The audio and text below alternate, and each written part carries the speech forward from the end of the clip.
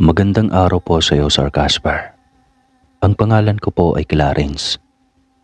At ang kwentong ito ay hindi ko karanasan, sapagkat karanasan ito ng kaibigan kong si Rudy. Binatilyo pa lamang siya ng mga panahong ito. Taong 2005, sa lugar na matatagpuan sa Iloilo. Na mga panahong ito ay isa siyang estudyante sa high school. Ngunit working student siya dahil matagal na siyang ulila sa mga magulang. Ngunit kahit ganon pa man, ay talagang nagsusumikap siya sa buhay. Ginagawa niyang umaga ang gabi. Kunti lamang lagi ang kanyang itinutulog. Palagi siyang puyat.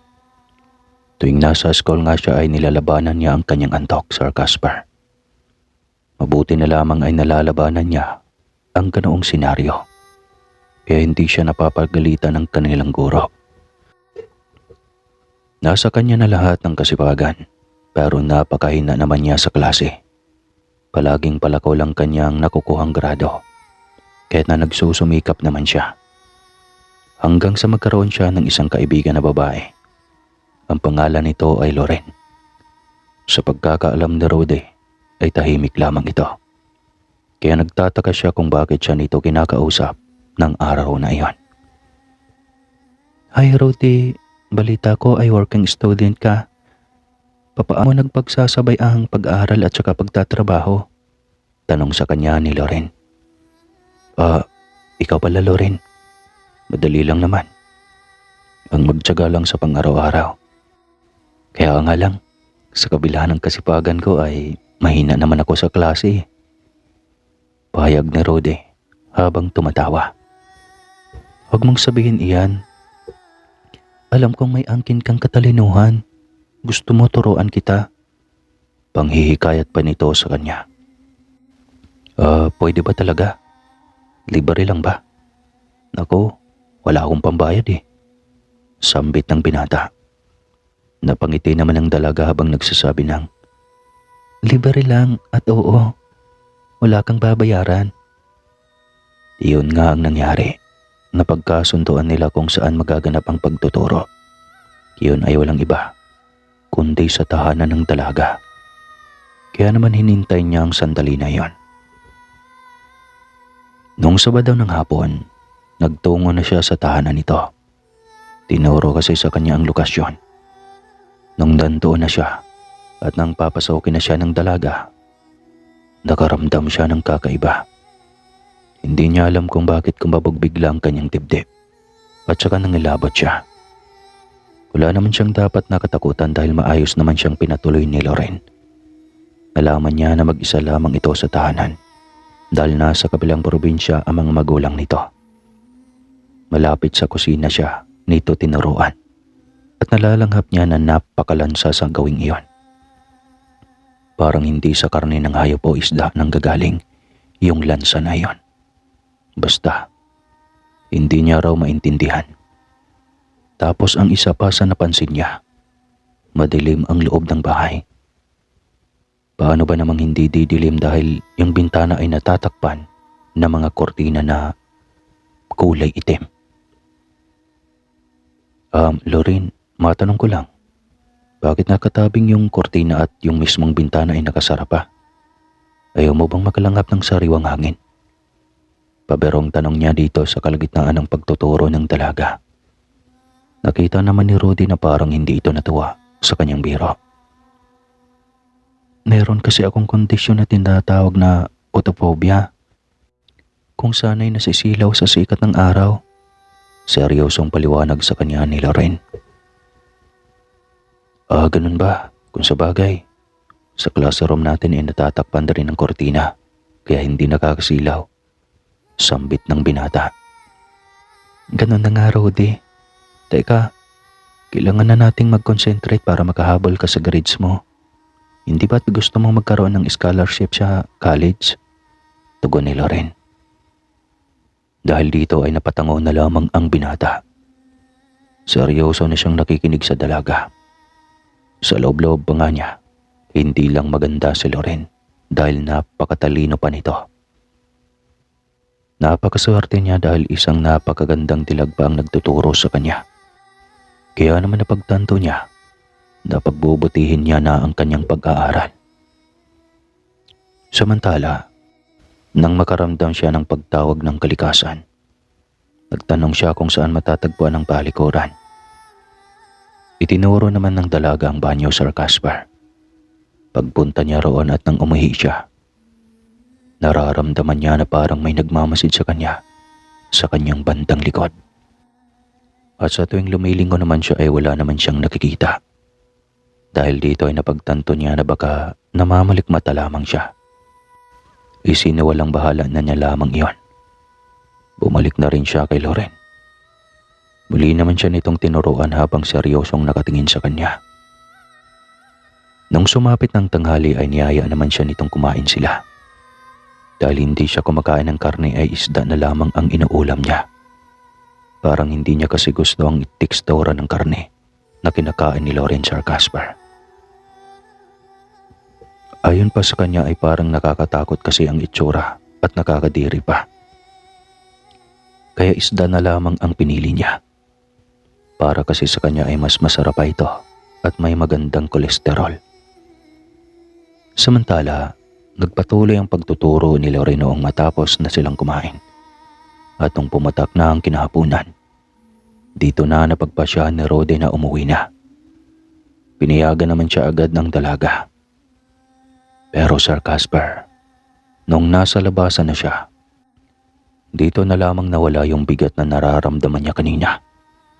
Kaya naman hindi niya maintindihan kung bakit niya nararamdaman yon. Naisip pa nga niya na bakit naman siya kakabahan sa isang napakagandang babaeng gaya ni Loren. Sa kabila ng lahat ay isinawalang bahala na lamang niya iyon. Dumiretso na siyang umuwi sa kanilang tahanan. Nang nasa bahay na siya, wala sa loob ni Rodi na nagtanong sa Lola Esmeralda niya na kung yung aswang ba ay nasisilaw sa liwanag ng araw. Siya nga pala, ito lang ang nag-iisang kasama niya sa tahanan, buhat ng maulila sa mga magulang. Hindi siya lahat ng pagkakataon, Apo. Yung mga bagong aswang, oo. May tsansang masisilaw sila sa sikat ng araw. Pero yung mga matagal na, ay hindi na. Sanay na sila at may panlaban sila sa mga ganong bagay. Tugon ng kanyang lola. Siya nga pala, Apo. Bakit mo naman ay tanong? May kakilala ka ba na ganon? Usisa pa nito sa kanya. Wala po, Lola. Natanong ko lang kasi napagkwentuhan namin yan. Gusto ko lang po kasing malaman ng totoo. Paliwanag ni Rode. Dahil dito ay napatango na lamang ang matanda habang nakatitig ito ng seryoso sa kanya. Dumating ang isang pagkakataon kung saan ay makakaranas si Rode nang hindi ka nais-nais, Sir Caspar. Gabi-gabi na itong nangyayari sa kanya. Kung saan ay may naririnig na siyang huni ng tiktik sa labasan na sinasabayan pa ng paglagutukan ng yero sa kanilang bubungan.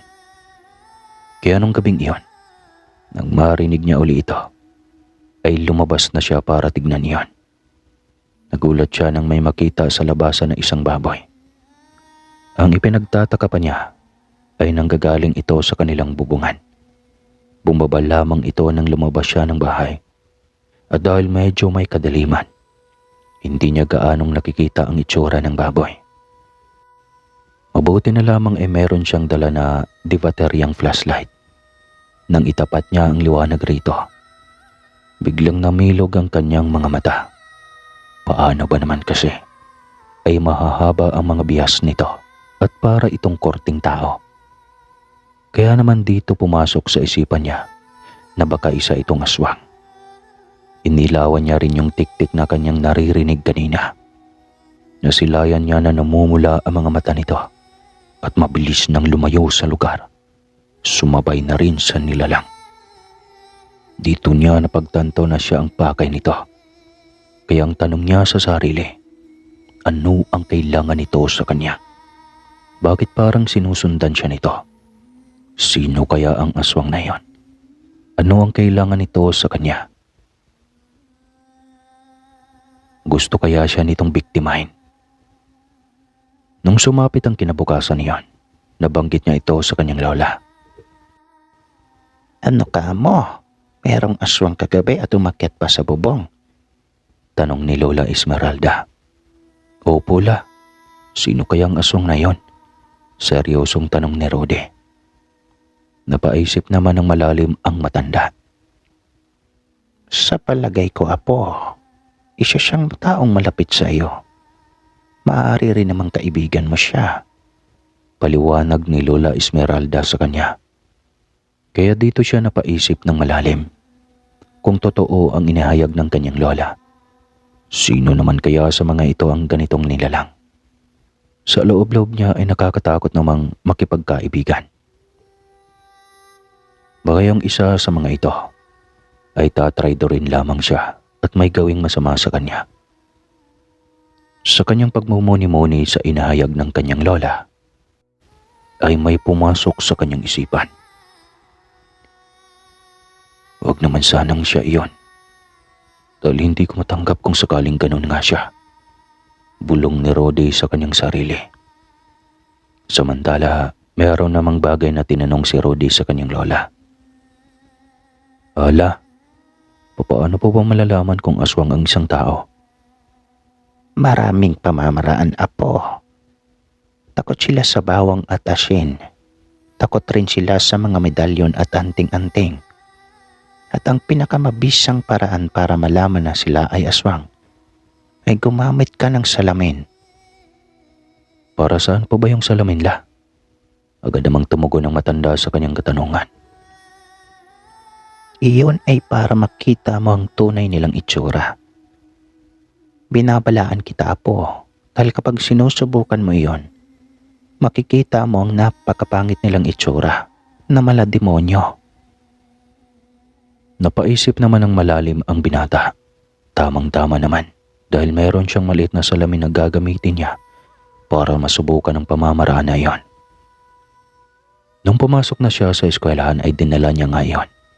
Gusto niya kasing masubukan ito sa kanyang mga kaklase. Baka mamaya kasi ay hindi pangkaraniwang tao ang kanyang mga nakakasalamuha. Sinubukan niya nga ito sa mga kaklase. Palihim niyang sinisilip sa salamin ang mga ito. Pero wala namang nagbago sa una. Maya-maya pa, biglang sumagi sa isipan niya si Loren. Nagtataka siya kung bakit absent ito sa araw na iyon. Kaya noong pagsapit ng uwian, napagpasyahan niya na puntahan ito sa tahanan. Alam niya naman kasi na nag-iisa lang ito sa bahay. Dahil magtatagal pa raw sa kabilang probinsya ang mga magulang nito. Nang makarating na siya sa tahanan ng babae, ay kumatok siya sa pintuan. Ngunit nagtagal na yata ng 10 minuto ang pagtawag niya sa pangalan ng babae at sa pagkatok sa pintuan nito ay wala pa ring nagbubukas. Kaya naman nagtungo siya sa tapat ng bintana kung saan ay makikita ang kwarto ni Loren. May naririnig siya na umuusal ng dasal sa gawing iyon, kaya sumilip siya ng bahagya. Ang laki ang kanyang mga mata. Nang mapagtantong naroroon nga si Loren. Pero wala itong saplot. Hindi niya alam kung ano ang ginagawa nito. Hindi nagtagal ay napasulyap ito sa bintana. Kaya naman nagkubli si Rudy. Maya-maya pa, narinig niya na tinatawag na siya ni Loren. Kahit nahihiya, nagtungo na nga siya sa may pintuan. Pinagbuksan na pala siya nito. Nakita niya na nakatapis na ng tuwalya ang katawan ng dalaga. Oh, Rudy, napadalaw ka. Anong kailangan mo? Nakangiting nitong tanong sa kanya. Naparito lang ako para kamustahin ka. Teka, bakit hindi ka pala pumasok sa school kanina? Tanong niya rito. Pasensya na. Kung napatagal ang pagbubukas ko ng pintuan, may ginagawa kasi ako eh. Siya nga pala, masama kasi yung pagkaramdam ko kaya hindi ako nakapasok kanina. Tara, pasok ka. Pagyayaya ng dalaga. Teka, ano bang ginagawa mo kanina? Usisa ng binata na agad na tinugunan ng dalaga. Nako, sa akin na lang iyon. Basta napakahalaga nun para sa kalusugan ko. Dahil dito ay napatango na lamang si Rudy. Ayaw niya namang pilitin pa itong tanungin kung may tinatago ba. Gusto mo bang magpa-tutor sa akin, Rudy? Ayos lang. May mahabang oras pa naman. Sige, ikaw ang bahala, Loren. Tugon ng binata. Saglit na pumasok ang dalaga sa kwarto nito. Hindi alam ni Rudy kung ano yung eksakto nitong gagawin, pero nakakatayak siyang magbibihis lamang ang dalaga dahil nga sa nakatapis lamang. Pero nagtagal ng 20 minuto at hindi pa rin lumalabas si Loren. Kaya naman dito na ito tinawag ni Rudy. Loren, ang tagal mo yata. Ano bang ginagawa mo dyan sa kwarto mo? Agad naman na tumugon ang babae. Halika dito. Pumasok ka. Napakunot noon naman siya. Bakit naman? Teka, ano bang gagawin ko dyan? Nagtataka niyang tanong Sir Casper. Basta, huwag ka na magtanong. Halika rito. Malambing na tugon ni Loren. Kahit sobrang nagtataka ay nagtungo nga roon si Rudy. Bukas ang pintuan kaya dumiretso na siya. Nanlaki ang mga mata niya sa nasilayan, sapagkat nakita niya si Loren na walang saplot. Nakahiga ito sa kama at nakangiti habang titig na titig sa kanya. Anong ibig sabihin nito, Loren? Bakit mo ako pinatuloy sa kwarto mo na ganyan ang ayos mo? Takang tanong niya rito. Bakit? Hindi mo ba nagustuhan ang katawan ko, Rudy? Siyempre, nagustuhan. Mabilis na tugon ni Rudy. Kung ganon, isara mo na ang pintuan at paliligayahin kita. Mapang-akit na pahayag ng dalaga. Iyon naman ang bagay na ginawa ng binata. Siyempre, grasya na iyon na parang disgrasya. Dahil sa magandang tanawin na nakikita ay hindi na napigilan pa ni Rudy na tuluyang mahulog sa umaapoy na pagnanasa. Nakalimutan niya na nga na silipin rin ito sa salamin. Samantala, tinabihan niya ang dalaga sa kama. Hanggang sa doon na nga naganap ang isang mainit na sandali, Sir Casper. Siguro ay nagtagal ng 1 oras ang kanilang pagniniig. Mahirap daw kasing ipasok. Talagang gigil na gigil si Rudy sa napakagandang kalindog ng katawan nito. Gabi na nang tuluyan na silang natapos. Hanggang sa dito na lamang nagkaroon ng pagkakataon ng binata na magtanong kay Loren. Loren, bakit mo naman naisipan na ibigay ang sarili mo sa akin? Umarap sa kanyang dalaga at bago ito sumagot ay hinalikan siya nito sa kanyang labi. Iyon ay dahil sa matagal na akong may gusto sa iyo. Ito lang ang tanging regalo na maibibigay ko sa iyo para maparamdam ang pagmamahal ko sa iyo. Humahanga kasi ako sa iyong kagapuhan, sa iyong kasipagan, at sa iyong kabaitan. Natawa at nailing si Rudy. Kung ganon ay nabawasan na ako ng isang katangian. Napangiti na rin ang dalaga at ito ay nagtanong sa kanya. Ano yung katangian na yun na nawala sa iyo? Yung pagiging masipag. Umabsent kasi ako ngayon sa trabaho para lang kamustahin ang lagay mo. Nabunutan naman ako ng tinik ng malaman na ayos ka lang pala at masama lang ang pakaramdam mo. Oh, ang sweet mo naman, Rudy. Siya nga pala, magluluto lang ako ng pagkain natin ha. Dito ka na maghapunan ha, para naman may kasalo ako. Pag-aanyaya pa nito sa kanya. Nagsuot na ng damit ang dalaga. Sige ba, Loren, sarapan mo ang pagluto mo. Dapat ay sing sarap mo ha. Paalala pa ng binata at saka sila nagkatawanan. Nang makaalis na sa kanyang tabi si Loren, ay napabuntong hininga na lamang siya. Masayang masaya kasi siya sa oras na iyon. Dahil sa edad niyang 16 anyos, ay nakatikim na siya ng tunay na kaligayahan, gaya ng pinalasap sa kanya ni Loren. Pakaramdam niya ay para silang mag-asawa ng mga sandaling iyon. Samantala, nanatili lamang si Rudy sa kanyang pwesto. Ayaw niya kasing istorbohin ang dalaga sa ginagawa nito. Hindi nagtagal ay nakalangap siya ng hindi kaaya-ayang amoy. Alam niyang karne ang niluluto ni Loren, pero sadyang kakaiba ang amoy nito. Parang may halong napakalansa at talaga nga namang nakakasuka. Dahil dito ay nagbihis na siya at pinunta ng dalaga sa kusina. Tahimik lamang siyang nagtungo sa kusina para pagmasdan si Loren. Noong naroon na siya, nanlaki ang kanyang mga mata nang makita kung ano ang pinakukuluan ng dalaga. Kitang-kita niya na paa ito ng tao na halos mamuti na sa sobrang pagkakulo nito. Nanginginig ang mga kamay na dinukot niya ang salamin sa bulsa. Sumilip siya sa salamin at itinutok sa kinaroroonan ni Loren. Iba ang itsura ng dalaga sa refleksyon.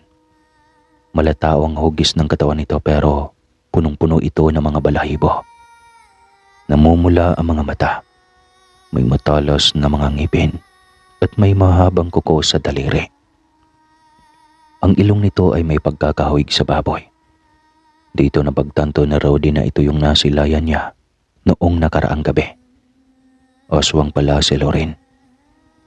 Dahil dito ay naisipan niya ng tumakas at pagka sa susunod ay siya naman ang gagawing hapunan nito. Hindi pa man siya tuluyang nakakalabas sa tahanan nito, narinig niya na nagsasalita ito. May bala ka palang tumakas ha? Spes, tumakbo ka na. Dahil hahabulin kita ha. Rinig na rinig niya na nag-iba ng boses ng dalaga na parabang nanggagaling sa ilalim ng lupa. Nataranta si Rode, kaya talagang binilisan niya ang pagtakbo. Alam niya kasing mahahabol siya nito kapag hindi siya naging agap. Mabuti na lamang ay talagang binilisan niya ang pagtakbo kahit na hinahabol na siya ng nilalang. Nung lumingon nga siya para tignan ito ay namataan niya. Nakasama na nito ang ibong tiktik. Nangangamba nga siya na baka siya ay maabutan. Lalo pat wala siyang taong nakakasalubong para hinga ng tulong. Tiniis niya na lamang ang pagod at hingal para lamang makatakas sa halimaw na humahabol sa kanya. Makaraan ng kalahating oras ay nakauwi na siya sa kanila. Tuluyan niya nang natakasan ang nilalang at hindi na siya nito sinundan pa. Nadatnan pa siya ng kanyang lola na pawis at hingal na hingal. Diyos ko namang bata ka. Sino bang humahabol sa'yo ha?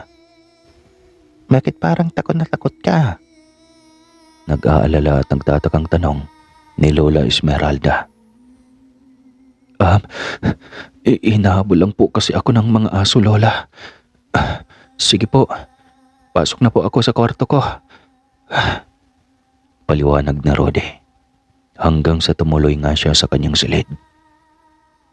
Nung nasa kwarto na siya at nakasara na ang pintuan, ay biglang kumatok ang matanda. Kahit wala sa mood na makipag-usap ang binata, ay pinagbuksan niya na lamang ang kanyang lola. Alam kong mayroong kang pinagdaraanan, apo. Sabihin mo sa akin ang lahat ng iyon at handa akong makinig. Sa una ay nagdadalawang isip pa sa Rode na ipagtapat sa lola ang naranasan. Pero dahil ito lamang ang naniniwala sa aswang, ipinagtapat niya na ang tungkol kay Loren.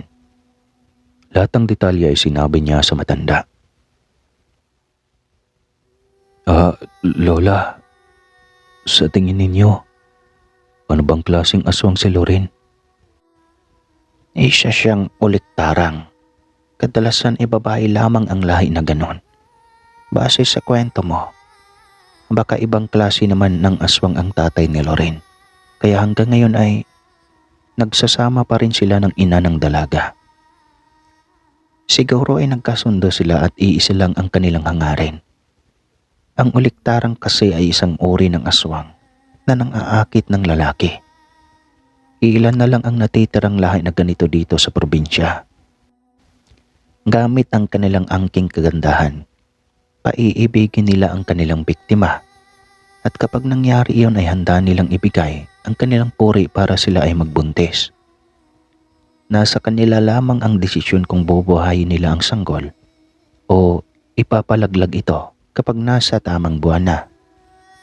Kapag pinalaglag nila ang bata sa sinapupunan, ay kinakain nila ito bilang pampalakas. Wala silang pakialam kung kaduguman nila ang bata na napili nilang ipalaglag. At yung ama naman na nakabuntis sa kanila ay papatayin na nila oras na malaman nila sa sarili na nagdadalang tao na sila. Gagawin na rin nila itong pagkain. Pero minsan ang mga uliktarang ay wala ring pinipiling kasarian na kanilang dadalihin. Basta kapag naging punteriya nila ay papatayin talaga nila ito at gagawing pagkain. Siya nga pala, yung pagbobuntis nila ay minsan lang nila iyon isinasagawa. Naku apo, mabuti ay nakaligtas ka sa babaeng iyon sa awa ng Diyos. Sa susunod ay huwag ka nang maging mapusok ha. Kilalanin mo muna ang isang babae at unang-una sa lahat, gawin mo munang prioridad ang pag-aaral mo dahil bata ka pa. Sambit sa kanya ng matanda. Sir Casper, sa mga sumunod na araw, nabalitaan niya na nag-transfer na raw sa ibang lugar si Loren at lumipat na rin ang tirahan. Huli na nang malaman iyon ng binata dahil mga ilang araw rin siyang hindi pumasok nang dahil sa matinding trauma. Ngunit hindi niya inalam pa kung saan ito lumipat at mula rin noon ay hindi niya na kailanman nakita pa si Loren, maski ang pamilya nito. Hindi niya malilimutan ang dalaga kahit sa maikling panahon. Tinuring niya itong kaibigan at higit pa roon. Ngayon na pamilyado na si Rode at syempre ay matagumpay na rin sa buhay dahil nakapagtapos siya ng pag-aaral. Iniisip niya pa rin hanggang sa ngayon kung nagbunga ba ang minsan nilang pagtatalik ni Loren. Inihiling niya na sana ay hindi, para walang naging inosenteng bata ang pinalaglag at kinain ng hilaw. Hanggang ngayon nga ay hindi siya makapaniwalang mayroon palang ganong klaseng aswang na tinatawag na uliktarang. Kasi kahit pala kadugo at galing sa sariling sinapupunan ay kinakain ito. Hanggang dito na lang po ang kwento. At muli, ako po si Clarence ng Iloilo. Maraming salamat po sa lahat ng pakikinig mga kaswang. Paki-comment nga ako kung ngayon lang ba ninyo narinig ang uliktarang o matagal na. Salamat.